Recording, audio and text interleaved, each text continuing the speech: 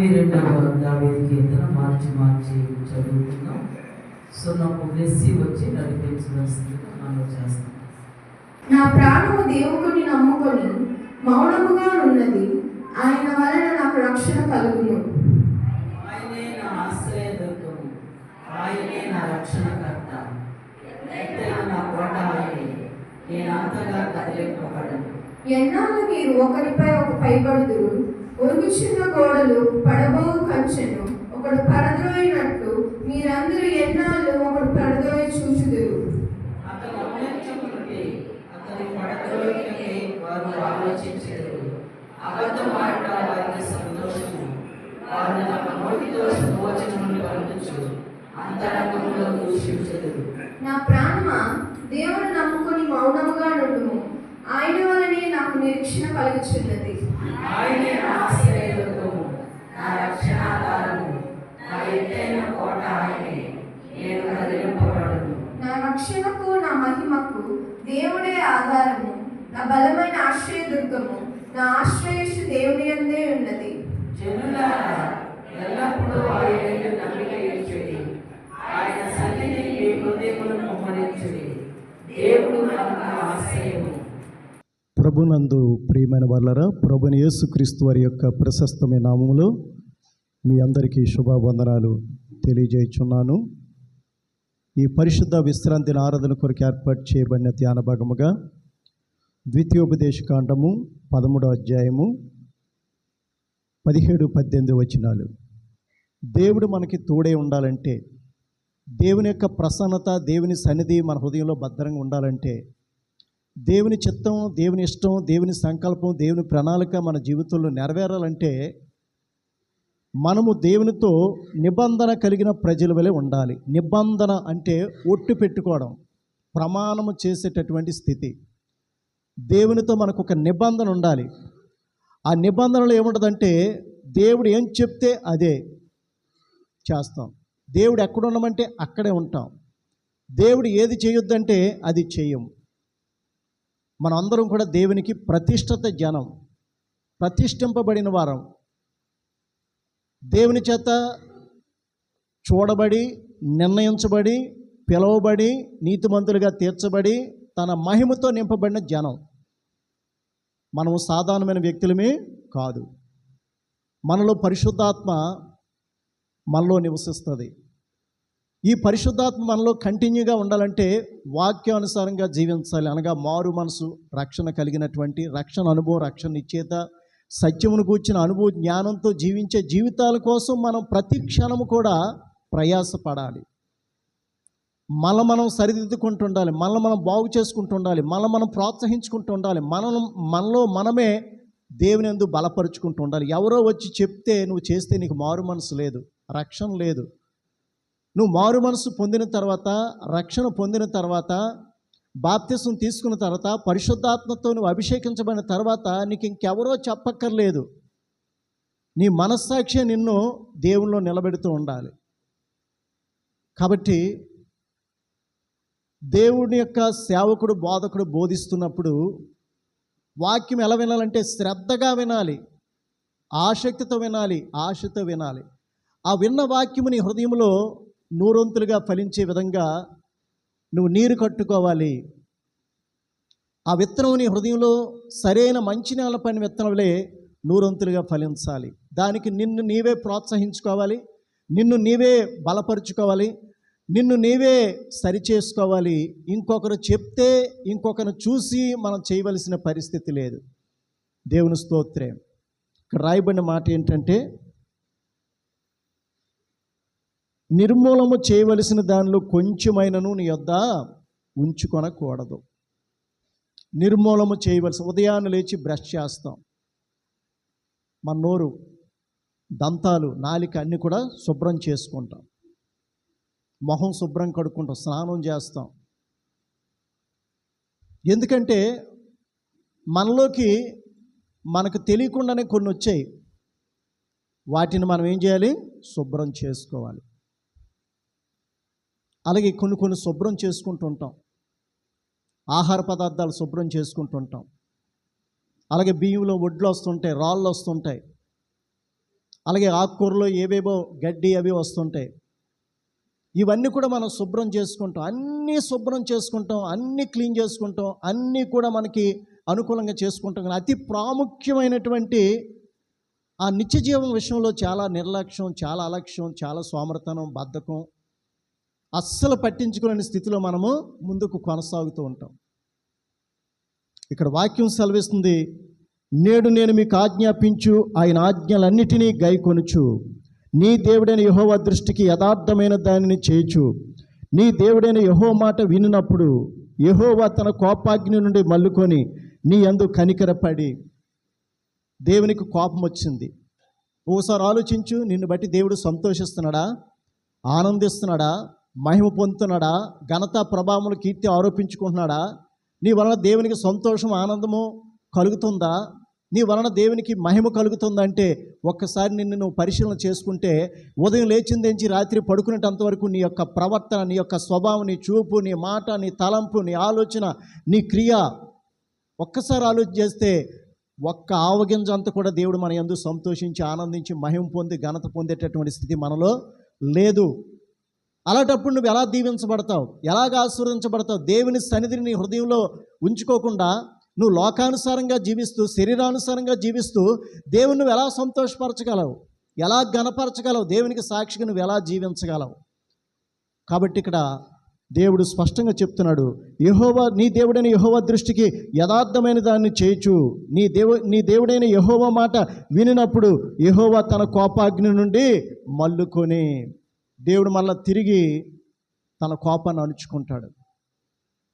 మన పాపాలు ఎప్పటికప్పుడే ఒప్పుకొని విడిచిపెట్టినట్లయితే, పశ్చాత్తాపడినట్లయితే, ప్రభువా నన్ను క్షమించు, తెలియక చేశాను, తెలిసి కూడా చేశాను, క్షమించు అని ఒక్క మాటతో దేవుడట తన కోపాగ్ని నుండి మరలా తిరిగి మల్లుకొని నీ వైపు తన ముఖం తిప్పుకొని మరలా తిరిగి తన సన్నిధిని నీలో ఉన్నట్లుగా ఆయన సహాయము చేస్తాడు.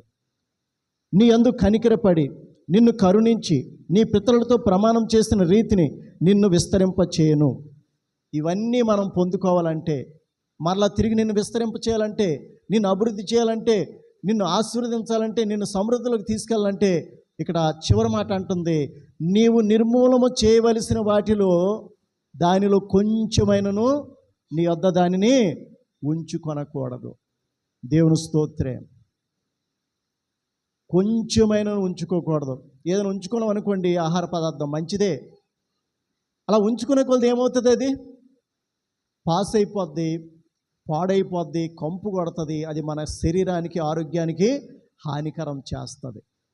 నిర్మూలన చేయవలసిన వాటిలో కొంచెమైనను నీ యొద్ద ఉంచుకొనకూడదు. దేవుని స్తోత్రం. కొంతమంది అనుకుంటారు, నేను సీరియల్ చూస్తానంటే అందులో మంచే గ్రహించుకుంటాను కానీ చెడు మాత్రం తీసుకోను. సినిమా చూస్తాను, అందులో మంచిదే. సినిమా, సీరియల్ అందులో మంచి ఉండదు, ఆ సంగతి నీకు తెలుసు. అది క్రియేట్ చేసినోడు అందరికీ అన్ని విధాలుగా భావోద్రేకాలు కలిగించే విధంగానే వాడు తీస్తాడు. తీసినోడు నీకు ఏది ఇష్టమో తెలుసు, ఆడికి నీకు పాపం అంటే ఇష్టమని తెలుసు, నీకు బలహీనత అంటే ఇష్టమని తెలుసు, నీకు వ్యభిచారం, నీకు త్రాగుడు, నీకు కొండేలు, నీకు ఎదుటివాడిని మోసం చేసి దగా చేసే స్థితి నీకు ఇష్టమైన సంగతి తెలిసేవాడు నీకు అనుకూలంగా తీస్తాడు. దాన్ని బట్టి ఇంకా నువ్వు బలపరుచుకుంటుంటావు. నీలో ఏది మంచిది నివసించడానికి అనుకూలం లేదు. మంచి తీసుకోవడం, చెడు విడిచిపెట్టడం అనేది ఎట్టి పరిస్థితిలో ఉండదు. ఏది చెడో అదే ఎక్కువ నువ్వు ఆలోచిస్తావు, ఏది చెడో అదే నువ్వు అవలంబిస్తావు. కాబట్టి అవి చూడొద్దంటే చూడకూడదు. ఒకవేళ చూసే మనసు నీకుందా, నీకు మారు మనసు లేదు, నీకు రక్షణ లేదు, నీ కుటుంబానికి నీకు ఆశీర్వాదం లేదు, దీవెన లేదు, క్షేమం లేదు, భద్రత లేదు, సంరక్షణ లేదు, నీకు పోషణ లేదు. అలాంటప్పుడు నువ్వు దేవుని మీద ఆధారపడి ఏంటి ప్రయోజనం? దేవుని నమ్ముకొని దేవుని సందుకొచ్చి దేవుని యొక్క వాక్యం ఉండడం వల్ల నీకైనా ప్రయోజనం ఉందా? ఇంకా నువ్వు దేవుని బాధపరిచి, దుఃఖపరిచి, గాయపరిచి, అవమానపరిచి అందరిలో దేవుని పలచన చేసే స్థితే తప్ప నీ వల్ల దేవునికి మహిమ కలగదు, నీ వల్ల దేవునికి ఘనత కలగదు, నీ వల్ల దేవునికి ఒక మంచి సాక్షి జీవితం నీలో కనబడదు. కాబట్టి ఆ విషయాల్లో మనం చాలా జాగ్రత్తగా ఉండాలి. అన్ని విషయాల జాగ్రత్త ఉంది, కానీ దేవుని విషయంలో మనకు చాలా నిర్లక్ష్యం, అలక్ష్యం, సోమరితనం, బద్ధకం ఉంటుంది. అది మనకి చాలా ప్రమాదకరమైనటువంటి స్థితి. దేవుని స్తోత్రం. అనారోగ్యం రాగానే వెంటనే డాక్టర్ దగ్గరికి వెళ్ళిపోతాం. ట్రీట్మెంట్ తీసుకొని మనకున్న పరిస్థితులన్నీ చెప్పేసుకుంటాం. మంచి ట్రీట్మెంట్ అన్నీ కూడా టైం టు టైం పథ్యం అన్నీ చేస్తావు, ఓకే తగ్గిపోయింది. కానీ ఈ శరీరం నీకు పరలోకాన్ని తీసుకెళ్తుందా? ఈ శరీరంతో నువ్వు ఆశ్రయించబడతావా? దేవుడు ఆత్మ కనుక ఆయన ఆరాధించేవారు ఆత్మతోనూ సత్యముతో ఆరాధించాలి. కాబట్టి ఆత్మలో నువ్వు బలపడాలి, ఆత్మలో నువ్వు జ్ఞానం కలిగి ఉండాలి, ఆత్మలో నువ్వు ఎదుగుతుండాలి, ఆత్మలో నువ్వు వర్ధిల్లుతుండాలి. అప్పుడు దేవునికి మహిమ, దేవునికి ఘనత, దేవునికి ప్రభావాలు, దేవునికి కీర్తి, దేవునికి సాక్ష్యము కలుగుతుంది. దేవుని స్తోత్రం. ఇంకో మాట చూడండి, ఎందుకు సేవకుడు, ఎందుకు వాక్యము, ఎందుకు దేవుడు మోషేకి ఆ విధంగా ఆజ్ఞాపించాడు? దేనికోసమట చూడండి, లేవికాండం 10వ అధ్యాయము 10-11 వచనాలు. ప్రతిష్ఠింపబడిన దాని నుండి లౌకికమైన దానిని, అపవిత్రమైన దాని నుండి పవిత్రమైన దానిని వేరు చేయుటకు. దేవుని స్తోత్రే. మంచేదో చెడేదో, పాపమేదో పరిశుద్ధత ఏదో, నీతేదో అవినీతేదో, అన్యాయము అక్రమేదో న్యాయమేదో మనము తెలుసుకోవడానికి, అందుకోసమే దేవుడు మోషేకి ఆజ్ఞాపించాడు. తన ఆజ్ఞలు, తన కట్టడలు, తన విధులను ఆజ్ఞాపించి ఇశ్రాయేలు ప్రజలు దాన్ని విని గైకొని వారి జీవితంలో అమలుపరిచినట్లు, గైకొనున్నట్లు ఇది మీకు నిత్యమైన కట్టడ. నేను మారు మనసు పొందానండి, నేను రక్షణ పొందాను, నేను రక్షణ తీసేసుకున్నాను. ఏంటి తీసేసుకోవడం? నీ మనస్సు స్థిరంగా దేవునిలో లేకుంటే నీకు మారు మనసు లేదు. దేవునిలో నీకు నిలబడే స్థితి నీలో లేనప్పుడు ప్రతి చిన్నదానికి గాలికి ఎగిరిపోయినట్లయితే నీ మనస్సు, హృదయము, నీకు దేవునికి ఎటువంటి సంబంధం ఉండదు. దేవుడు మనతో ఒక నిబంధన కలిగి ఉన్నాడు. దేవునితో మనం ఒక ఒట్టు పెట్టుకున్నాం. బాప్తిసం తీసుకున్నప్పుడే నీవు మా అందరి కోసం నువ్వు ఆ పాపదోషాల నిమిత్తం నువ్వు చనిపోయి తిరిగి లేచావు. ఇదిగో నేను కూడా నా పాపదోషాల నిమిత్తం ఇదిగో నీటిలో మునిగి చనిపోయి మళ్ళీ తిరిగి నూతన జీవం పొందిన వారమై ఆయన ఇష్టం, ఆయన చిత్తాన్ని నెరవేర్చే వారంగా జీవించడం కోసం తిరిగి లెగిస్తున్నాను. ఈ ప్రమాణం చాలా తేలిగ్గా తీసుకుంటారు. బాప్తిస్వాన్ని చాలా తేలిగ్గా తీసుకుంటారు. సంస్కారం అనగా రొట్టె ద్రాక్షరసం తీసుకొని చాలా తేలిగ్గా తీసుకుంటుంటారు. అలాగే దేవుని యొక్క వాక్యాన్ని వినడం, అది కూడా చాలా తేలిగ్గా తీసుకుంటారు. వాక్యం వింటనం అంటే గ్రహింపుతో వినాలి, ఆసక్తితో వినాలి. అది మన జీవితంలో ఒక ప్రభావం చూపించి మనలో మార్పు కలుగు చేయాలి. వాక్యం ఊరికనే మాట్లాడదు, మంచి చెడ్ల గురించి తెలియజేస్తుంటుంది, దేవులో నిలిచి దేవులో పడిపోయే స్థితిని గురించి తెలియజేస్తుంటుంది. కాబట్టి వాక్యాన్ని నువ్వు అత్యాసక్తితో వినాలి, శ్రద్ధతో వినాలి, అది నీ జీవితంలో అమలు చేయాలి. అప్పుడు నువ్వు దేవుల్లో నిలిచి ఉంటావు. అప్పుడు దేవుడు నీకు సమృద్ధినిస్తాడు. నీ జీవితంలో నువ్వు కావలసినటువంటి ఆ యొక్క కోరికలను దేవుడు మరి నెరవేరుస్తాడు. నీ కోరికను సిద్ధింపు చేసి నీ ఆలోచన యావత్తును సఫలపరుస్తాడు దేవుడు. దేవుని స్తోత్రం. కాబట్టి ఇక్కడ చూసినట్లయితే ప్రతిష్ఠింపబడిన దాని నుండి లౌకికమైనది. ప్రతిష్ఠింపబడినది ఏది? నువ్వు మారు మనసు పొందావు, నీ మనసు దేవుణ్ణే ఆనుకొని ఉండాలి, నీ పాపాలు ఒప్పుకొని విడిచిపెట్టి నువ్వు మళ్ళీ తిరిగి పాపంలో జీవించకూడదు. యేసుప్రభుని సొంత రక్షకుడిని నీ హృదయంలో, జీవితంలో చేర్చుకున్నావు. ఇక వేరే పరిస్థితి నీ హృదయంలోకి వచ్చి నీ జీవితాన్ని ఏలకూడదు. యేసుక్రీస్తు యొక్క రక్తంలో కడగబడి ఆయన ఆత్మతో అభిషేకించబడ్డావు. ఈ రక్తంలో కడగబడిన స్థితిలో, ఆత్మచేత అభిషేకించబడిన స్థితిలో ఇంక ఏది కూడా నీకు ప్రాముఖ్యమైనది కాదు. నీ తల్లి కాదు, తండ్రి కాదు, కుమారుడు కాదు, కుమార్తె కాదు, ఎవరు కూడా దేవుని కంటే ఎక్కువ కాదు. అలాగని ఎవరిని ప్రేమించొద్దని కాదు దాని ఉద్దేశం. అందరి యొక్క జీవితాలు, భవిష్యత్తు, అందరి యొక్క ఆయుష్, అందరి యొక్క దినాలు, వారాలు, నెలలు, సంవత్సరాలు ఎవరి చేతిలో ఉన్నాయి? దేవుని చేతిలో ఉన్నాయి. నువ్వు దేవుని చేతిలో ఉంటే నీ కుటుంబం అంతా దేవుని చేతిలో ఉంటుంది. నీవు దేవునికి ప్రధానమైన స్థలము, ఆధిక్యత సమయిస్తే మిగతా వాళ్ళు నిన్ను చూసి నేర్చుకోవడానికి అవకాశం ఉంటుంది. నువ్వే వేరే మార్గంలో ఉంటే నీ పిల్లలు ఏ మార్గంలో ఉంటారు? కాబట్టి ప్రతిష్ఠింపబడిన దానిలోంచి ఏం చేయాలట? ప్రతిష్ఠింపబడిన దాని నుంచి లౌకికమైనది, అంటే ఈ లోకానుసారమైనది, శరీరానుసారమైనది, పాప సంబంధమైనది వేరుపరుచుకోవాలి. అలాగే అపవిత్రమైన దాని నుంచి పవిత్రమైనది వేరుపరుచుకోవాలి. మన జీవించే జీవిత విధానంలో చూడకుండా ఉంటాయి, వినకుండా ఉంటాయి, తలంచుకొని ఉంటాయి, జీవించుకొని ఉంటాయి. వాటిలో నీ పరిధి కరెక్ట్గా నీ యొక్క దేవుని క్షేత్రంలో నువ్వు ఉంటూనే క్షేత్రం నుంచి బయటికి వెళ్ళిపోకుండా, పరిధిలోంచి బయటికి వెళ్ళిపోకుండా వాక్యము ద్వారా ఆయన రక్తం ద్వారా, ఆయన ఆత్మ ద్వారా నిన్ను నువ్వు కాపాడుకోవడమే మారు మనసు రక్షణ. అది ప్రతిష్ఠింపబడినది. దానిలోంచి ఏం చేయాలి? లౌకికమైనది ఏది ఉందో అదంతా తీసి పారవేయాలి. అపవిత్రమైన దానిలోంచి పవిత్రమైన దాన్ని నువ్వు తీసుకొని దానిలో స్థిరంగా నిలబడాలి. ఈ విధంగా నువ్వు ఉంటే దేవుడు నిన్ను దీవిస్తాడు, ఆశీర్వదిస్తాడు. దేవుడు నీకు ప్రధానమైనటువంటి ప్రాముఖ్యమైనటువంటి వ్యక్తిగా తన కళ్ళ ముందు ఉంచుకుంటాడు. నువ్వు దేవునికి ఎంత విలువిస్తున్నావో, ఎంత స్థానం ఇస్తున్నావో, దేవుడు కూడా తన హృదయం నీకు అంత విలువ, అంత స్థానం, అంత ఆధిక్యత ఇచ్చి నీ తర్వాతే ఏదైనా, నీ తర్వాతే ఎవరికైనా అనే విధంగా దేవుడి నిర్ణయాలు తీసుకుంటాడు. కాబట్టి ఇక్కడ చూసినట్లయితే ప్రతిష్ఠించబడిన దాని నుంచి లౌకికమైనది, లోకానుసారమైనది నువ్వు తీసివేయాలి. అపవిత్రమైన దాని నుంచి పవిత్రమైన దాన్ని పట్టుకొని నువ్వు స్థిరంగా నిలబడాలని దేవుని యొక్క వాక్యము సెలవిస్తుంది. కాబట్టి నిర్మూలన చేయవలసిన దానిలో కొంచెమైన నీ వద్ద ఏమీ ఉంచుకొనకూడదు. దేవుని స్తోత్రం. చాలామంది చిన్న చుట్టే కదండి, చిన్న సిగరెట్టే కదండి, చిన్న కైని అండి, అది హృదయంలోకి వెళ్దండి. పోనీ దేవుడికి అలవాటు ఉందో చెప్పండి? నిన్ను ప్రేమిస్తున్న దేవుడికి, నీ కోసం తన సమస్తాన్ని సమర్పించుకున్న దేవుడికి, నీ కోసం తన లోకాన్ని విడిచిపెట్టి వచ్చేసిన దేవునికి, నీ కోసం మృతుడైపోయిన దేవుడికి తిరిగి సజీవుడిగా లేచిన వాళ్ళ అలవాటు ఉందా? దేవుని స్తోత్రం. ఒక ఇంట్లోంచి ఒక అమ్మాయి, ఒక ఇంట్లోంచి ఒక అబ్బాయి, ఇద్దరికి వివాహం అవుతుంది. అంతవరకు వారి తాలూకా అభిరుచులు వేరేగా ఉంటాయి, వారి జీవిత విధానం, ప్రవర్తన, స్వభావం వేరేగా ఉంటుంది. కానీ ఆ ఇద్దరు కుటుంబముగా కొనసాగాలంటే ఇద్దరు ఒకరి పట్ల ఒకరు ప్రేమ కలిగి, అనురాగం కలిగి, ఒకరికొకరు లోబడి, ఒకరికొకరు విధేయత చూపించే విధంగా ఉంటే ఆ కుటుంబం ముందుకు కొనసాగుతుంది. అప్పుడు ఏం చేయాలి? భర్తకి ఏది ఇష్టం ఉండదో అది చేయకూడదు, భార్యకి ఏది ఇష్టం ఉండదో అది చేయకూడదు, ఏది ఇష్టమో అదే చేయాలి. దేవుని స్తోత్రం. అలాగే దేవునితో మన యొక్క అనుసంధానం. వాళ్ళు ఇంకా వేరే వేరేగా ఉన్నారు శరీరాలు, వారి శరీరాలు వేరే, వారి మనస్సులు వేరే, వారి హృదయాలు వేరేగా ఉన్నాయి. కానీ దేవునితో అలా కాదు.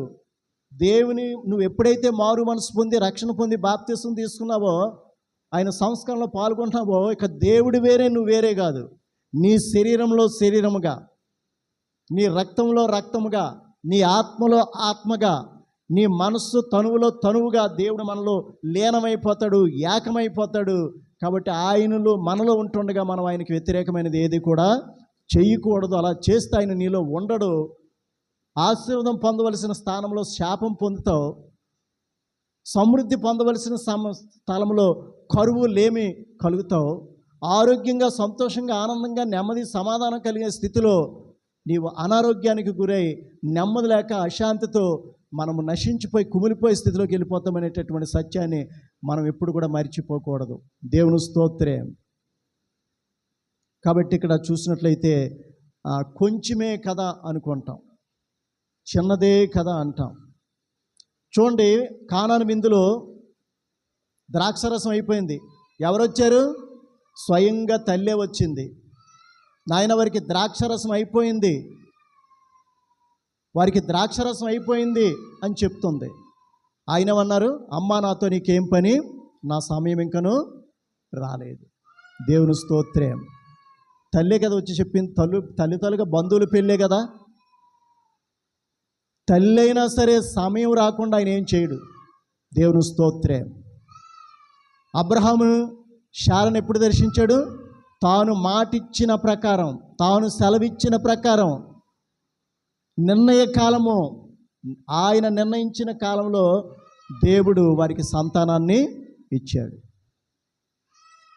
అలాగే దేవుని యొక్క వాక్యం చెప్తుంది, ఆయన మిమ్మల్ని గూర్చి చింతించుచున్నాడు కాబట్టి మీ చింత యావత్తు ఆయన మీద వెయ్యండి అంటున్నది. అంతేకాకుండా ఆయన తగిన సమయమందు మిమ్మల్ని హెచ్చించినట్లు ఆయన బలిష్టమైన చేతి క్రింద మీరు దీన మనస్కులై ఉండండి అని దేవుని యొక్క వాక్యము స్పష్టంగా సెలవిస్తుంది. నిర్మూలన చేయవలసింది ఇంకా ఉందన్నమాట. ఎందుకు సమయం, ఇంకా నాకు సమయం రాలేదు అంటాడంటే, అక్కడ ఇంకా మనుషులు కలిపిన ద్రాక్షరసం పూర్తిగా అయిపోలేదు, ఇంకా ఉంది. అది పూర్తిగా నిర్మూలన అయిపోవాలి. ఇంకా సమయం ఉంది ఆయనకి. అది ఎప్పుడైతే పూర్తిగా అయిపోద్దో అప్పుడు తన జీవితంలో ఒక కార్యము చేస్తారు. అలాగే మన జీవితంలో ఇంకా నిర్మూలన చేయవలసింది ఏదో ఉండబట్టే నీ జీవితంలో కార్యం జరగట్లేదు. ఇంకా నువ్వు విడిచిపెట్టకూడనివి ఏవో ఉన్నాయి కాబట్టే నీ కుటుంబం ఆశీర్వదింపబడతలేదు. ఇంకా నువ్వు దానిలోనే కొనసాగుతాను కాబట్టి నీ ఇంట్లో కష్టాలు, శ్రమలు, శోధనలు, అనారోగ్యాలు, అపనిందలు పాలవుతున్నావు. నీ కుటుంబానికి నెమ్మది లేకపోవడానికి, సమాధానం లేకపోవడానికి, శాంతి లేకపోవడానికి, ఆశీర్వాదం, దీవెన, సమృద్ధి లేకపోవడానికి కారణం ఏంటంటే నిర్మూలించవలసినటువంటి వాటిలో ఇంకా ఏవో కొంచెమో మిగిలిపోయాయి. కాబట్టి దేవుడు తన కార్యాన్ని చేయటం లేదని దేవుని యొక్క వాక్యము స్పష్టంగా సెలవిస్తుంది. 1 కొరింథీ 5వ అధ్యాయము 6-8 వచనాలు చదవండి. 1 కొరింథీ 5వ అధ్యాయము 6-8 వచనాలు. మీరు అతిశయపడుట మంచిది కాదు. పులిసిన పిండి కొంచెమైనను మొద్దంతయు పులియజేయనని మీరు ఎరుగరా? మీరు పులిపిండి లేనివారు గనుక క్రొత్త ముద్ద అగుటకై ఆ పాతదైన పులిపిండిని తీసి పారవేయడు చాలండి. పులిసిన పిండి, క్రొత్త పిండి. పులిసిన పిండి కొంచెమును కొత్త పిండిలో కలిపిన, అంటే ముద్ద చేయబడినటువంటి పిండి, అంటే పొడిది కాదు, పులిసిన పిండి ముద్ద, అలాగే క్రొత్తదైన ముద్ద, ఫ్రెష్ అన్నమాట. ఈ పులిసిన పిండట ఆ యొక్క క్రొత్త ముద్దలో కలిపితే ఏమవుతుందట? మొత్తం ముద్ద అంతా పులిసిపోద్ది. పాల్లో తోడేయడం తెలుసు కదా మీ అందరికీ. పాలు ఎన్ని ఉన్నాయో తోడు కూడా అంత వేస్తామా? చెప్పండి. పాలు నువ్వు లీటర్ పాల్లో లీటరు తోడు కలుపుతామా? మజ్జిగ కానీ పెరుగు కానీ కలుపుతామా? కొంచెమే పల్చగేవో 2-3 చుక్కలు వేస్తాం. కానీ ఆ లీటర్ పాలు ఏమైపోతాయి? పాలు అయిపోద్దా పెరుగు? కొంచెమే కదా, ఇది కొంచెమే పెరిగేసాం, పాలు ఎక్కువ ఉన్నాయి. ఈ కొంచెము పెరుగు ఏం చేస్తుందంటే లీటర్ పాలని పెరుగ్గా చేసేస్తుంది. దేవుని స్తోత్రం. లీటరు ఏమైపోయింది? పెరుగు అయిపోయింది. కొంచెమే. అలాగే పులిసిన పిండి కొంచెమే. నువ్వు అనుకుంటాను చిన్నదేనండి, ఆ మాత్రం అడ్జస్ట్ చేసుకోలేడా? ఒక కైని వేసినంత మాత్రాన దేవుని హృదయం నుంచి బయటికి వెళ్ళిపోతాడా? సీరియల్ చూసినంత మాత్రాన, సినిమా చూసినంత మాత్రాన, అప్పుడప్పుడు వాళ్ళ గురించి వీళ్ళ గురించి కొండాలు చెప్పినంత మాత్రాన, చిన్న చిన్నవే. దేవుని స్తోత్రే. ఒక అగ్గిరవ్వ తీసుకొని ఒళ్ళు వేసుకుంటే కాలకుండా ఉంటుందా? చిన్నదే కదా ఒళ్ళు వేసుకుని అంటే ఆ చిన్నది కాలుతూ కాలుతూ కాలుతూ నీ శరీరాన్ని కాల్చేస్తుంది. చిన్న అగ్గిరవ్వ విస్తారమైన అడవిని తగలబెట్టేస్తుందట. అలాగే నీ జీవితంలో అనుకుంటున్నావు నువ్వు విడిచిపెట్టకూడదు, చాలా చిన్నది అనుకుంటున్నావు, కానీ అది నీ జీవితాన్ని నాశనం చేసేస్తుంది. నీ కుటుంబానికి ఆశీర్వాదం లేకుండా చేస్తుంది. ఖచ్చితంగా నువ్వు మారాలి. ఖచ్చితంగా నువ్వు దేవునిలో స్థిరంగా ఉండాలి. దేవుడు కాంప్రమైజ్ అవ్వడానికి ఇష్టపడ్డు. సరేలే, చిన్న త్రాగుడే కదా, చిన్న వ్యభిచారమే కదా, చిన్న పాపమే కదా. ఎట్టి పరిస్థితుల్లో దేవుడు నీతో కాంప్రమైజ్ అవ్వడానికి, నీకు టెంప్ట్ అయిపోవడానికి దేవుడు నరుడు కాడు. దేవుడు తన స్థితిలోంచి, తన పరిధిలోంచి, తన స్వభావానికి వ్యతిరేకంగా ఏమీ చేయజాలడని దేవుని యొక్క వాక్యం స్పష్టంగా సెలవిస్తుంది. నేను పరిశుద్ధుని కనుక మీరు కూడా పరిశుద్ధులై ఉండండి అని చెప్తున్నాడు దేవుడు. నేను పరిశుద్ధుణ్ణి, మీరు కూడా పరిశుద్ధులై ఉండండి. మీరు పరిశుద్ధులు అగడానికే మీ కొరకు నేను విశ్రాంతి దిన ఆరాధన మీ జీవితంలో ఏర్పాటు చేశాను. మీరు కడగబడాలి, మీరు తొడవబడాలి, మీలో ఉన్నవి నిర్మూలన చేయబడాలి, మీరు దేవునికి ప్రతిష్ఠిత జనంగా మళ్ళా తిరిగి మార్పు చెందాలి. అందుకనే నేను విశ్రాంతి దినాన్ని మిమ్మల్ని పరిశుద్ధపరచడానికి నేను దాన్ని ప్రతిష్ఠిత దినంగా నేను మీ కొరకు ఏర్పాటు చేశాను. దాని విషయంలో మీరు నిర్లక్ష్యంగా ఉండకూడదని దేవుడు సెలవిస్తున్నాడు. కాబట్టి పులిసిన పిండి కొంచెమైనా ముద్ద అంతయో పిండి అంతయో ఏమైపోద్దండి? పులిసిపోద్ది. కాబట్టి మీరు పులియని వారికి ఉండాలంటే పులిసిన పిండి ముద్దను తీసి అవతలకి పారేయండి అని చెప్తున్నాడు. దేవుని స్తోత్రం. అలాగే చూసినట్లయితే మత్తయి 18:8-9 అంటున్నాడు, నీ కుడి చెయ్యి నీ కుడి కాలు అభ్యంతరపరిచినట్లయితే వాటిని నరికి నీ దగ్గర నుంచి దూరంగా పారేయి. నీ కుడి కన్ను అభ్యంతరపరుస్తుంది, దాన్ని పెరికి అవతల పారేయి. 2 చేతులు 2 కాళ్ళు కలిగి నరకాగ్నిలో నువ్వు నశించిపోవట కంటే ఒక కాళ్ళు ఒక చెయ్యో పోగొట్టుకొని నువ్వు నిత్య జీవంలో ప్రవేశించడం నీకు మేలని చెప్తున్నాడు. కుడి కన్ను అభ్యంతరపరుస్తుందా, పెరికి అవతల పారే. 2 కన్నులు కలిగి నిత్య నరకాగ్నిలో ఆ ఆరని అగ్నిలో నువ్వు నశించిపోవటం కంటే ఒక్క కన్ను కలిగి నిత్య జీవంలో నువ్వు ప్రవేశించడం నీకు మేలని దేవుని యొక్క వాక్యము స్పష్టంగా సెలవిస్తుంది. అంటే నిజంగా నరికేమనా, నిజంగా పెరికేమని అంటే అలాంటి స్థితి నీలో అంటు పెట్టబడి ఉండకూడదు. అది నువ్వు సపరేట్ చేయాలి, సెపరేషన్ చేయాలి. అది నీకు వేరుగా ఉండాలి. నీతో అంటు పెట్టుకుని ఉంటే నేను నీలో ఉండను, నీతో ఉండను. దేవుని స్తోత్రం. అలాగే చూసినట్లయితే యెహోషువలో చూసినట్లయితే 7వ అధ్యాయంలో శాపగ్రస్తమైనది మీలో ఉంది, అందుకే మీ శత్రువులు ఎదుట మీరు నిలవలేకపోయారు. శాపగ్రస్తమైన వారు మీలో ఉన్నంత వరకు నేను మీకు తోడుగా ఉండను, మీ పక్షంగా నేను యుద్ధం చేయను. శాపగ్రస్తమైనది మీలో ఉన్నది నిర్మూలన చేసేటంత వరకు నేను మీతో బయలుదేరను, మీతో ఉండను, మీతో నేను రాను. మీరు విజయం పొందరు, మీరు శత్రువుల ఎదుట మీరు నశించిపోతారు, నిలవలేరని చెప్పేసి దేవుని యొక్క వాక్యము స్పష్టంగా సెలవిస్తుంది. ఇశ్రాయేలీయులు పాపము చేశారు అంటున్నాడు, కానీ పాపం చేసింది ఒక్కడే. ఎవరండి? ఆకాను. అంత పెద్ద ఎరుకో దేశాన్నే, ఎరుకో పట్టణాన్నే పట్టుకున్నారు, కానీ చిన్న పట్టణమైన హాయి దగ్గర ఓడిపోయారు. కొన్ని వేల మంది ఇశ్రాయేలు సైనికులు చనిపోయారు.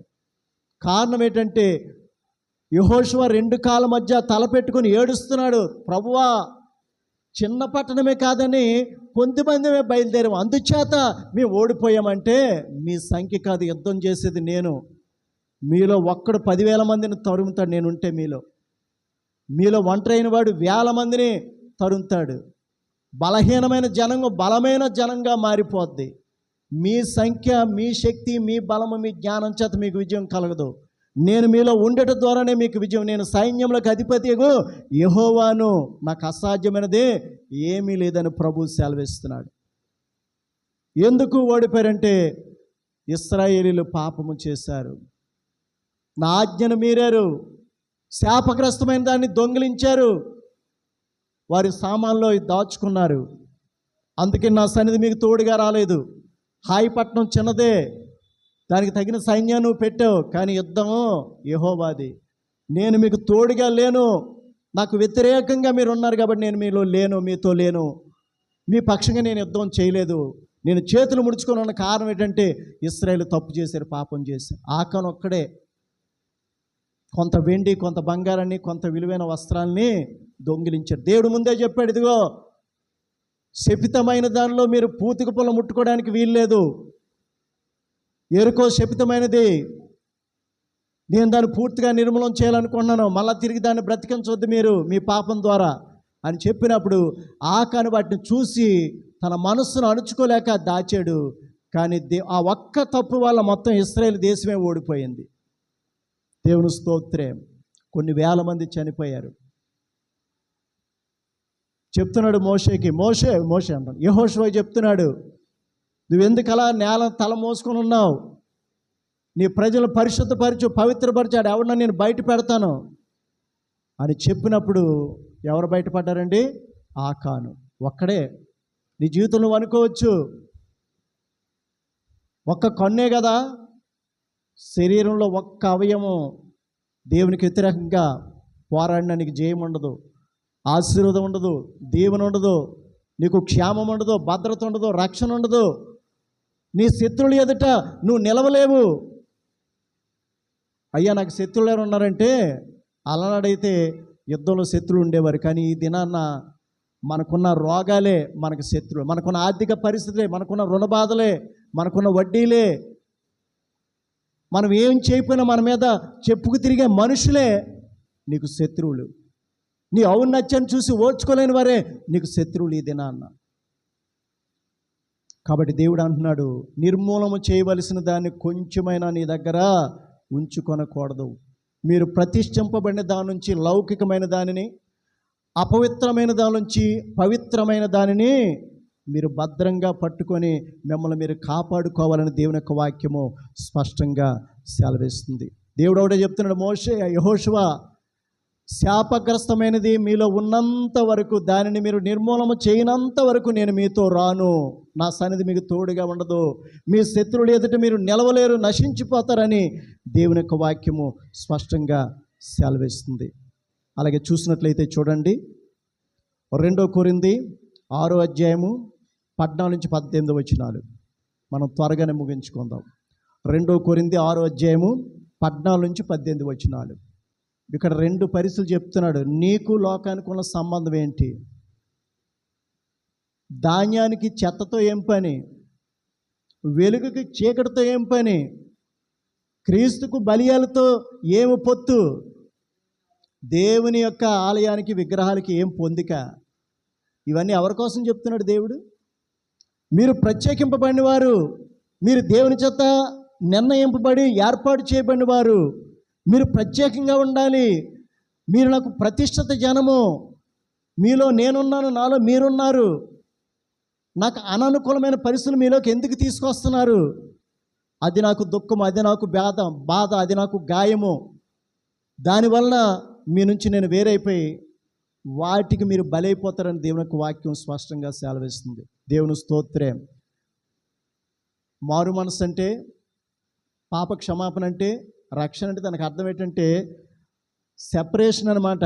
లోకములోంచి, పాపములోంచి, శాపములోంచి, చీకటిలోంచి, అజ్ఞానంలోంచి మనం విడుదల పొందాం. మళ్ళా వాటితో మీరు ఎందుకు స్నేహం చేస్తున్నారు? వాటితో మీరు ఎందుకు కలిసిపోతున్నారు? అవి మీలోకి ఎందుకు వస్తున్నాయి? అలా వస్తే నేను మీలో ఉండను. దేవునికి వేరుగా ఉండి మనం ఏమైనా చేయగలమా?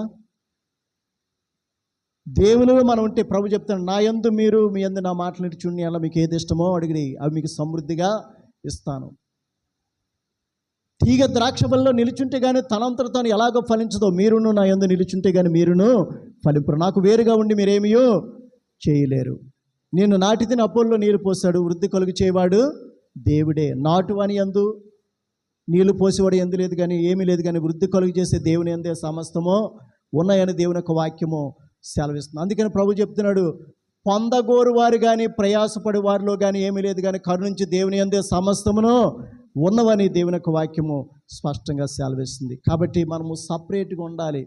మనం పిలువబడిన వారిగా, నిర్ణయించబడిన వారిగా, ఏర్పాటు చేయబడిన వారిగా ప్రత్యేకంగా ఉండాలని దేవుని యొక్క వాక్యము స్పష్టంగా సెలవిస్తుంది. దేనికి టెంప్ట్ అయిపోకూడదు, దేనికి నువ్వు కాంప్రమైజ్ అయిపోకూడదు. అలా చేయడం వల్ల అది నీకు చాలా సులువే కానీ నిత్య నరకాగ్ని నుంచి నీవు నీ కుటుంబం తప్పించుకోలేదని దేవుని యొక్క వాక్యము స్పష్టంగా సెలవిస్తుంది.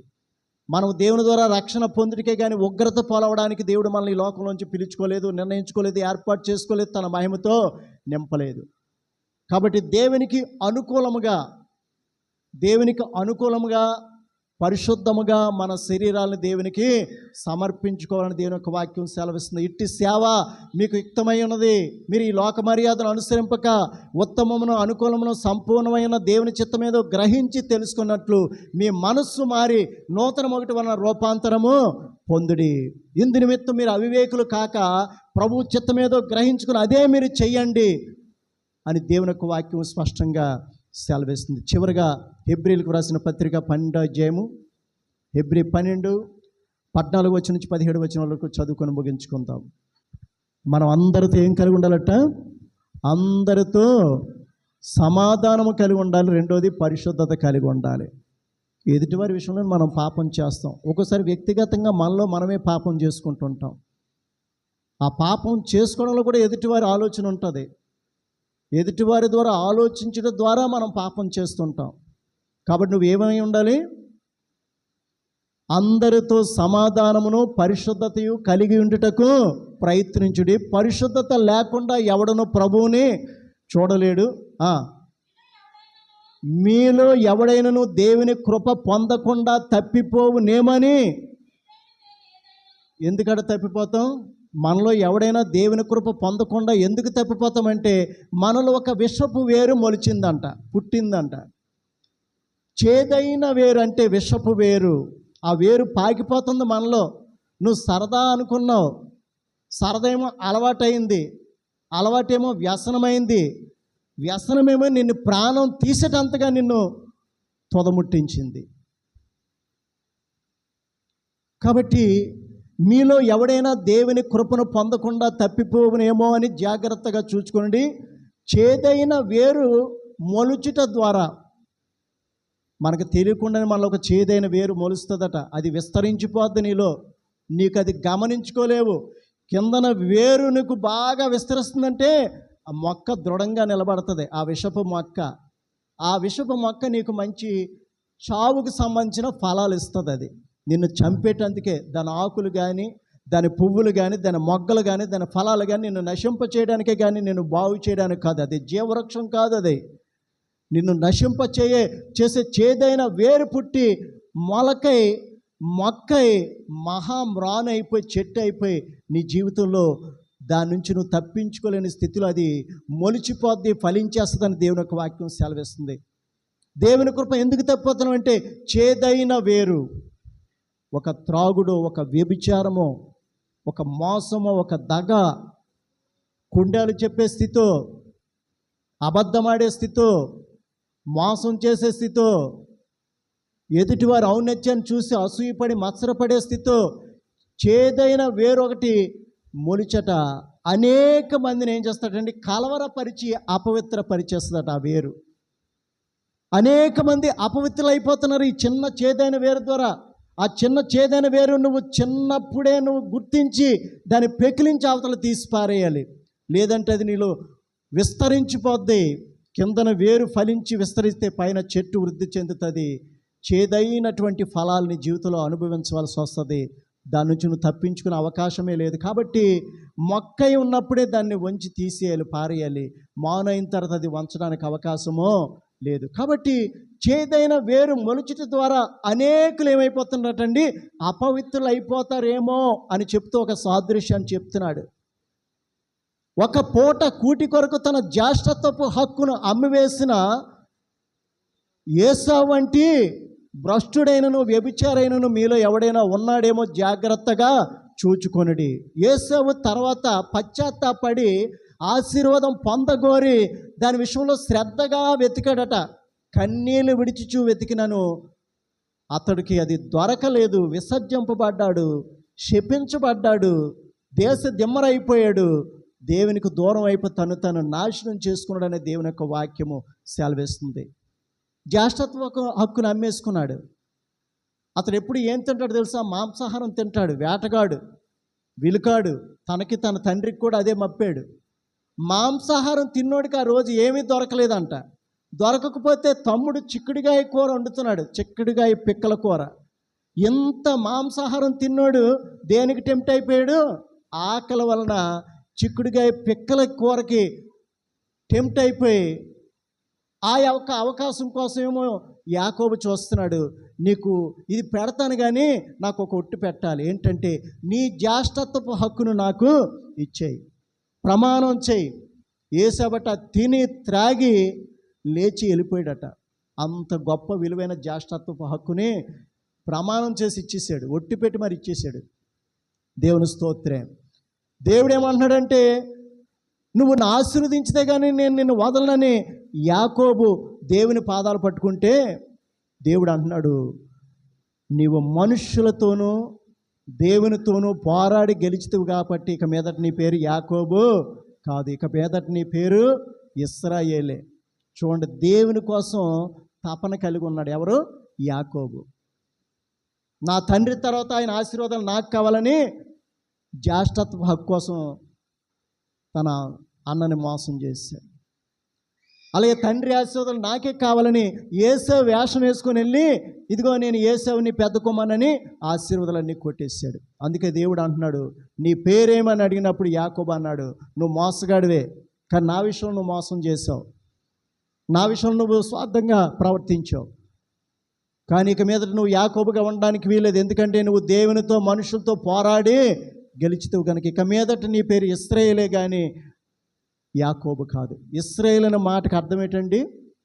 ఇశ్రాయేల్ అనే మాటకు అర్థం ఏంటంటే దేవుని ద్వారా దేవుని చేత ఆశీర్వదింపబడిన జనాంగము, దేవుని యొక్క సన్నిధిని, దేవుని నిబంధనలు ఉన్నటువంటి ప్రజలనే గొప్ప బిరుదు. ఆ ఒక్క వ్యక్తికి 12 ఇశ్రాయేల్ గోత్రాల ఆ పేర్లు కలిగినటువంటి ఇశ్రాయేల్ అనేటటువంటి పేరు దేవుడే స్వయంగా పెట్టినట్లుగా, ఆ బిరుదు అతనికి ఇచ్చినట్లుగా, ఆ యొక్క పేరు ద్వారా ఒక దేశాన్నే తన కోసం ప్రతిష్ఠించుకున్నట్లుగా మనం చూస్తున్నాం. కాబట్టి నిర్మూలన చేయవలసిన వాటిలో కొంచెమైనను మీ వద్ద ఏమీ ఉంచుకొనకూడదు. ప్రతిష్ఠింపబడిన దానిలోంచి లౌకికమైనది, అపవిత్రమైన దానిలోంచి పవిత్రమైన దాన్ని మీరు వేరుపరిచి ఆ విధంగా మీరు జీవించాలని దేవుని యొక్క వాక్యము స్పష్టంగా సెలవిస్తుంది. దేవుడి పరిశుద్ధ మాటలు మనందరి వినికిల్లో హృదయాల్లో నురంతులుగా ఫలింప చేయునుగాక. ఆమేన్.